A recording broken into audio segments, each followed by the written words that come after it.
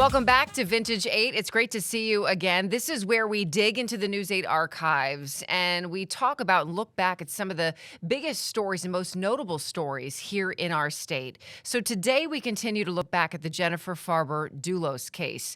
And we're going to take you to our coverage from January 7th, 2020, an important date, and here's why.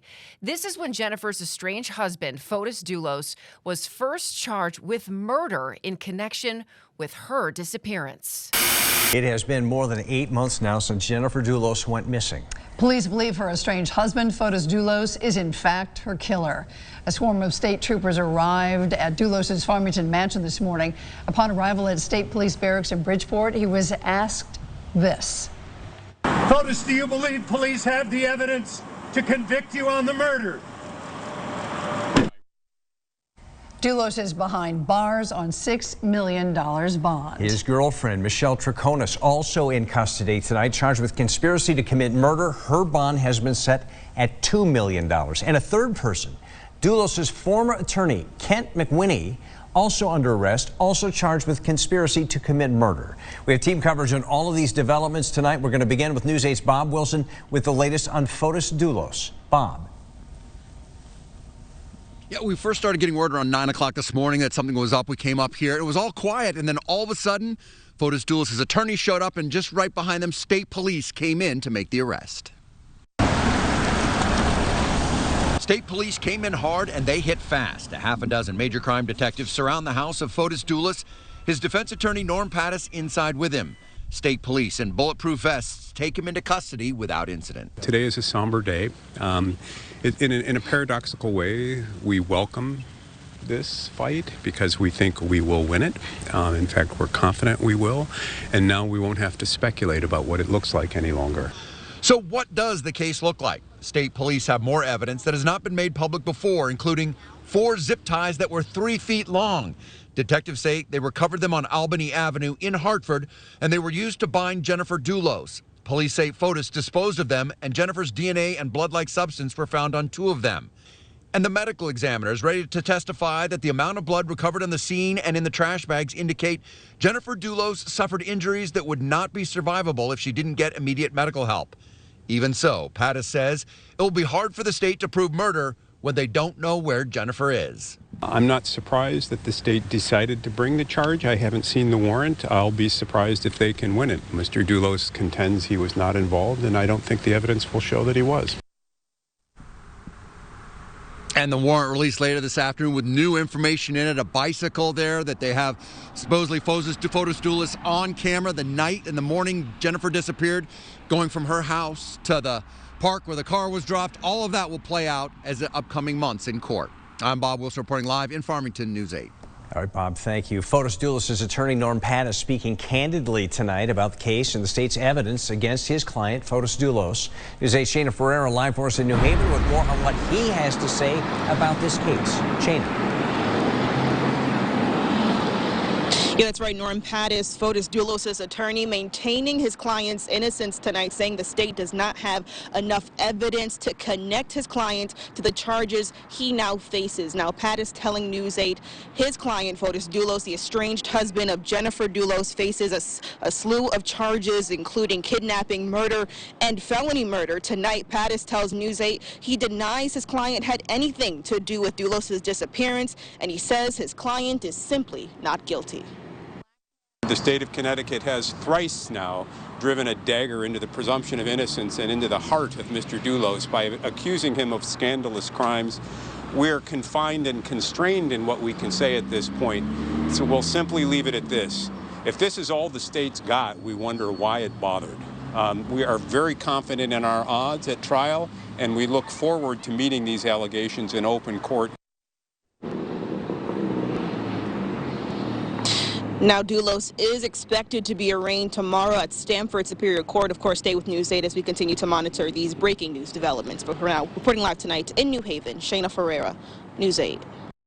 Fotis Dulos' girlfriend, Michelle Troconis, who was facing charges for evidence tampering and hindering prosecution, is now charged with conspiracy to commit murder. Our team coverage continues with News 8's Sabina Kyriakos live in Bridgeport with more on her arrest. And we spoke briefly after his client was booked to Andrew Bowman, Michelle Troconis' attorney. He tells me that his client has been cooperative with detectives and hinted he will use that in court tomorrow to argue for her release from custody. So let's go to video of her being brought in to the state police barracks this afternoon. Her attorney says Troconis was allowed to surrender to state police earlier today. Fotis Dulos, Norm Pattis mentioned earlier this evening, was not surrendered, that he actually was picked up by police. Now, the 44-year-old former live-in girlfriend of Fotis Dulos taken into custody in or around West Hartford, though she has been living in Avon for the better part of the last few months. Her arrest warrant details her actions on the day Jennifer Dulos went missing. According to police, they allege she was there as Fotis Dulos cleaned out a red pickup they believe he used to lie in wait for Jennifer. Detectives also say that in the first 3 interviews, Troconis attempted to give Dulos an alibi by saying she was with him the morning of his wife's disappearance. They say in later interviews she changed her story. Detectives also say they have DNA evidence linking her DNA, Fotis Dulos' DNA, and Jennifer's DNA to blood evidence found in trash bags dumped in Hartford. Again, we spoke to Andrew Bowman. Here's what he told us candidly on camera. Michelle surrendered today to the state police. Tomorrow we will be in court to argue the issue of bond. She has always been extremely cooperative. She represents absolutely no risk of flight, and we're prepared to defend this case. And after she was booked, Troconis was taken by state police to Niantic, the women's prison there, the York Correctional Facility. She'll spend the night in a jail cell. We asked her attorney if the single mom has the money to bail out again. She's on $2 million bond. He told us simply, we will find out tomorrow in Stamford Court. We're live outside the state police barracks in Bridgeport. And back to you. Thanks so much. The third person arrested in this case is former Dulos attorney Kent Mawhinney. He's charged with conspiracy to commit murder. According to police warrants, Mawhinney is named in alibi scripts written by Fotis Dulos and Michelle Troconis. The warrant places him at Dulos' construction company office the day Jennifer Dulos went missing. Police say Mawhinney has made different statements to them during the course of their investigation on this. Mawhinney is being held on $2 million bond. A family spokesperson for Jennifer Dulos' family released a statement today saying, above all, we thank the Connecticut State Police and the New Canaan Police Department, as well as the assisting local departments for their tireless commitment and diligent, painstaking work that have led to these arrests. Although we are relieved that the wait for these charges is over, for us, there is no sense of closure. Nothing can bring Jennifer back. We miss her every day and will forever mourn her loss. We believe the arrest warrants will speak for themselves. And today, the New Canaan Police Department putting out a one-word tweet that simply reads, justice. And we continue to look back at the coverage of the Jennifer Farber Dulos case. Now we're taking you to just 1 day later as Fotis Dulos, Michelle Troconis, and Kent Mawhinney all appear in court. And so instead of spending the night in his multi-million-dollar Farmington mansion, Fotis Dulos will spend another night behind bars. Dulos was expected to post bond this afternoon, but that did not happen. Dulos charged with the murder and kidnapping of his estranged wife. If he does post bond tomorrow, he will have to surrender his passport and have no contact with his children or his mother-in-law. Former girlfriend Michelle Troconis, who is charged with conspiracy to commit murder, had her bond reduced but remains in custody, as does attorney Kent Mawhinney, who faces the same charge as Troconis. Our team coverage on the case begins with the latest on Fotis Dulos. And News 8 reporter Sabina Kyriakos live in Stamford. Sabina, a lot of talk about evidence today. Exactly, and Fotis Dulos' attorney, Norm Pattis, ridiculing the state's evidence against his client in his argument for a reduced bond. And new tonight, video of an axe being removed from Fotis Dulos' Farmington home. Fotis Dulos cuffed and before a judge, his attorney Norm Pattis taking the state's evidence against his client to task as he asked the court to come down from a sky-high $6 million bond. The judge refused. Outside court, I expected to see a forensic display that was breathtaking. I saw nothing. Pattis attacking the state's evidence laid out in Dulos' arrest warrant. on the DNA linking Fotis to blood found in Jennifer's garage and on items dumped in the trash. We have an explanation, but I'm not going to give it in advance of trial. On the medical examiner telling investigators the amount of blood indicates Jennifer was bludgeoned, stabbed, or both, and calling it unsurvivable. Fotis disagrees. If there is evidence to suggest she lost so much blood that she must be dead, we've yet to see it. And on this axe, investigators found inside Fotis' Farmington home when they took him into custody yesterday. Fotis dismissive. If there was going to be significance to it, I doubt it would have been sitting in plain view for them to see when they came into the house. And if Fotis bonds out tomorrow after working out what his attorneys describe as a paperwork issue, he'll be on house arrest, keep wearing that ankle bracelet, and no contact with his 5 kids with Jennifer. Judge's orders. Live in Stamford, Sabina Kuriakos, News 8. Back to you. And his former girlfriend, Michelle Troconis, saw her bond reduced today. The judge based his decision on her cooperation with investigators. Our team coverage goes on with News 8's Samaya Hernandez with details on her court appearance. That's right, and Michelle Troconis was working to post bail today. That didn't happen. She's back in custody tonight, but she will be back here at Stamford Court tomorrow morning. Did your client make bond today? Tomorrow morning. After her arrest Tuesday on conspiracy to murder New Canaan mom Jennifer Dulos, a Stamford judge lowered bail for Michelle Troconis from $2 million to $1.5 million with house arrest. The new bracelet, but with the more restrictive parameters. Police say Troconis co-authored a so-called alibi script about what she and Fotis Dulos were up to on May 24th, the day police believe Fotis Dulos killed Jennifer Dulos in her New Canaan garage. A warrant alleges Troconis' DNA was found on garbage bags Fotis Dulos dumped in Hartford's North End later that night that contained his wife's blood and evidence to clean up a crime. She is charged with conspiracy. She had no benefit from the disappearance of Jennifer Dulos. But police say Troconis changed her story each of the 3 times they interviewed her. She admitted to helping Fotis clean up what she said was spilled coffee in a car. Police say it was Jennifer's blood. Troconis' loved ones had no words while leaving court Wednesday. And Troconis is expected to post bail here at Stamford Court tomorrow morning. After that, her case will be continued to February 7th. Live in Stamford, Samaya Hernandez, News 8. All right, Samaya, thank you. Attorney Kent Mawhinney, who is charged with conspiracy to commit murder, is still behind bars tonight. Police tracked him down near the Connecticut-Massachusetts border yesterday. Warrants unsealed tonight reveal new information about his connection to this case. News 8's Mackenzie Maynard live in our New Haven newsroom with details about his alleged involvement. Mackenzie. Yeah, and Darren, again, he was seen in court this morning for his arraignment after being arrested yesterday late afternoon. Now, his lawyer asked for his bond to be dropped to $500,000. The judge, however, kept it at $2 million. The 30-year attorney appeared before the judge facing charges of conspiracy to murder. Mawhinney is one of the suspects we know the least about, but after digging through some police reports, we want to lay out evidence that's been revealed so far.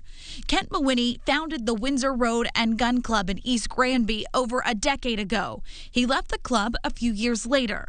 However, according to the police report, he visited the club shortly before Jennifer Dulos went missing. In fact, current members Jay Lawler and Lee McKay were hunting on the 25-acre lot and found a 6-foot-long hole covered by 2 barbecue grill grates. The police report reads, Lawler described the hole as 100% a human grave. Inside the hole, Lawler found a blue tarp and 2 unopened bags of lime. McKay asked, "What's the lime for?" Lawler responded, "For trying to rid of a body." The 2 members found the empty grave months after Mawhinney first asked a different member about getting back on the Windsor Road and Gun Club property. In fact, records show on March 29th, Mawhinney's phone was pinged near the club. On May 18th, those 2 members found the grave, but 4 days later, they went back and found it half full of water and the bags of lime gone.